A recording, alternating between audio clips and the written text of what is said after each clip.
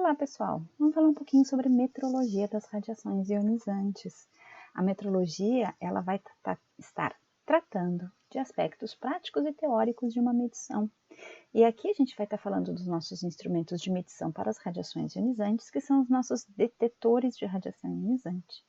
E a gente vai usar detetores baseados em alguns efeitos, como a ionização de gás, a interação da radiação com cintiladores e com materiais de estado sólido. A gente chama de monitores de radiação quando a gente tem um detetor e um sistema de leitura integrados. E normalmente a gente se relaciona aos dosímetros quando esses nossos sistemas detetores vão indicar a radiação recebida por pessoas e a gente vai estar utilizando, por exemplo, dose individual, que a gente viu lá no vídeo sobre grandezas e unidades radiológicas. Na verdade, todas as medições de radiações ionizantes, todos os nossos detetores de radiações ionizantes, eles fazem o registro dos efeitos das radiações ionizantes no meio. E a gente pode ter efeitos físicos ou efeitos químicos. E aí a gente pode ter dosímetros químicos ou outros tipos de dosímetros, como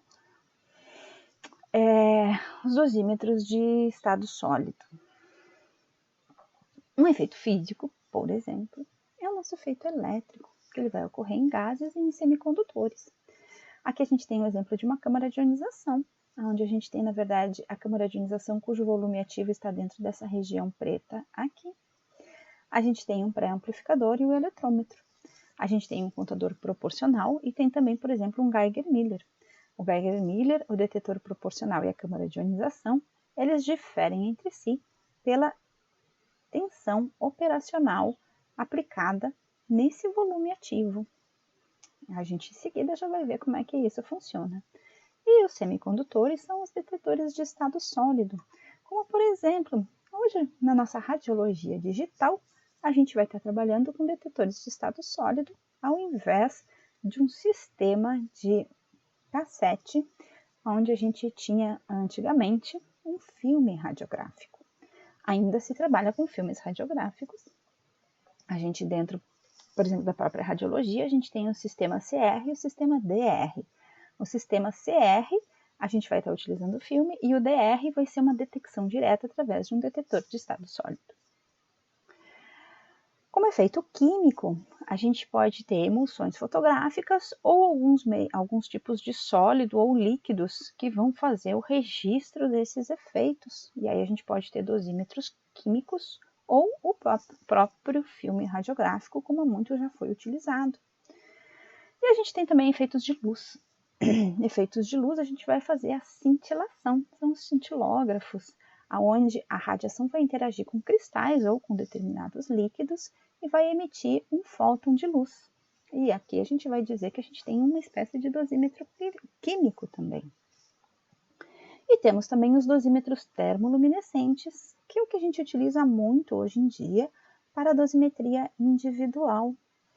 Em dosímetro termoluminescente, a gente vai estar usando na lapela, a gente vai fazer uma leitura mensal das doses que os trabalhadores vão estar recebendo. Isso se dá através de um cristal e de um efeito termoluminescente. Esse nosso efeito termoluminescente vai medir a intensidade, na verdade, a radiação ionizante vai interagir com os elétrons, vai fazer com que esses elétrons saiam de uma banda proibida e vão para uma banda de valência, e eles vão ser posteriormente aquecidos e vai, através da medida da intensidade da luz visível emitida por esse cristal sensível ao calor, vai se fazer uma relação da energia incidente que permitiu se criar esse espaço, essa armadilha devido à interação da radiação. E um outro muito pouco utilizado na área da física médica é o dosímetro calorímetro, que a gente usa o efeito do calor em sólidos ou líquidos, só que esse efeito ele é muito pequeno, então é uma medição bem complicada de se fazer. A gente usa muitos detetores a gás. Os detetores a gás são os mais utilizados na área da física médica, e no caso dos detetores a gás, a radiação incidente no volume sensível ou no volume ativo porque a gente vai ter um volume e não necessariamente todo o volume daquela câmara de ionização vai ser o volume ativo. Então, nesse volume ativo, a criação de pares de íons vão ser contados a partir de um eletrômetro. E os detectores a gás, então, eles vão poder ser tipo pulso e tipo não pulso. Os detetores tipo pulso vão originar um pulso de tensão. E os não pulsos, a gente vai ter uma leitura direta da medida do efeito médio devido ao grande número de interações da radiação com o detetor. A diferença que a gente vai ter em termos de câmaras de ionização, detetores proporcionais e a região do Geiger-Miller, ele está justamente porque esses detetores a gás têm uma eficiência que vai depender dessa tensão aplicada no volume.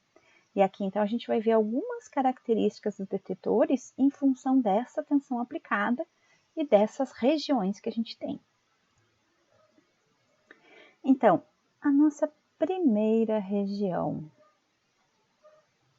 Então, nessa primeira região aqui, os pares de íons, eles se recombinam e não tem registro de pulso. Na verdade, os pares de íons são formados, só que o campo elétrico ele é muito fraco. Então, ocorre esse processo de recombinação iônica, que é quando a radiação interage com o gás, arranca os elétrons, mas os elétrons não são coletados, eles se recombinam nos próprios átomos onde ficou a vacância. E aí a gente, conforme vai aumentando essa tensão aqui, a gente vai então conseguindo fazer algumas coletas, mas não o suficiente para ter a fidedignidade de leitura. Então, à medida que essa diferença de potencial aqui vai crescendo, os íons vão ser atraídos para os polos elétricos e aí eles vão acabar não se recombinando. E aí então a gente vai começar a entrar nessa segunda região aqui. Essa segunda região, então, ela é uma região das câmaras de ionização. É uma região onde ocorre a saturação de íons, porque vai cessar essa recombinação. Todos os pares de íons vão ser coletados, vai ocorrer a produção de pulsos, independente da tensão aplicada, mas proporcional à radiação, à energia da radiação incidente. Então, depois de um determinado valor de campo elétrico, todos os íons formados no volume ativo vão ser coletados e o sinal, então, vai ser proporcional a essa energia da radiação incidente. O valor do sinal ele permanece o mesmo para o intervalo de variação de campo elétrico, que vai deste mínimo a este máximo, em que a coleta de cargas, então, não vai trazer nenhum processo adicional. E é essa região do campo elétrico, então, que vão operar essas câmaras de ionização. Nessa região 3, que é o que a gente chama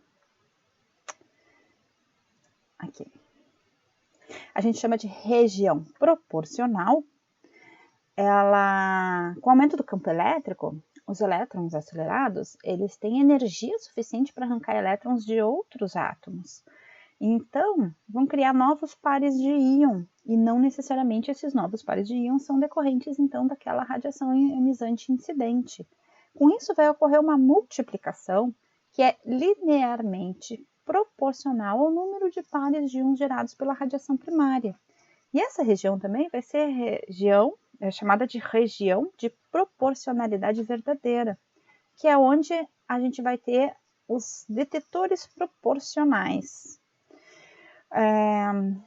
O sinal inicial ele é multiplicado por um fator de 10 na 2 a 10 na 4 vezes, dependendo do tipo de gás que está sendo utilizado e da tensão que a gente está aplicando aqui. E o sinal coletado, na maioria das vezes, ele precisa ser um pouquinho amplificado para facilitar o seu processamento. Se a gente olhar a região 4 ela é uma região de proporcionalidade limitada. É uma região pouco utilizada.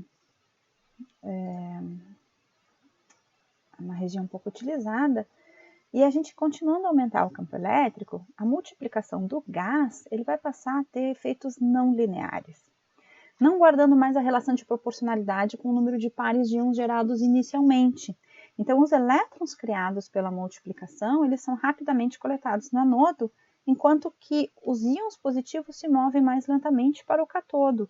E a concentração dessa nuvem de íons positivos tem como efeito criar uma carga espacial próxima ao cátodo, alterando a forma do campo elétrico do detetor. E como as multiplicações subsequentes dependem do valor de um campo elétrico, vão surgir essas não linearidades que vão afetar a proporcionalidade. Então, nessa região, a gente não vai ter nenhum detetor operando. Já na região 5, a gente entra na região Geiger-Müller, que se a tensão aplicada ela é suficientemente alta, a carga espacial criada pelos íons positivos passa a ser tão grande que a perturbação que cria no campo elétrico interrompe o processo de multiplicação. Então, nesse caso, o número de pares de íons criados passa a ser sempre na mesma ordem, independente do número de pares criados originalmente. Então, o sinal vai ser independente da energia da radiação. E então, essa é a região utilizada para a operação dos detetores tipo Geiger-Müller. Na região 6, é uma região de descarga contínua. Ocorre um aumento ainda maior do valor do campo elétrico, ocasionando o surgimento de centelhas, não havendo mais relação com o número de íons formados. Então, essa região não tem como a gente operar detetores, porque se eles forem operados nessa região, eles podem até ser danificados. Tá? Então, aqui a gente tem uma relação de todas essas regiões. E vamos falar um pouquinho agora sobre as câmaras de ionização. Vou deixar isso para o próximo vídeo, para esse vídeo aqui, a gente ficar só com o entendimento do que seriam então essas regiões e o que seriam os nossos detetores.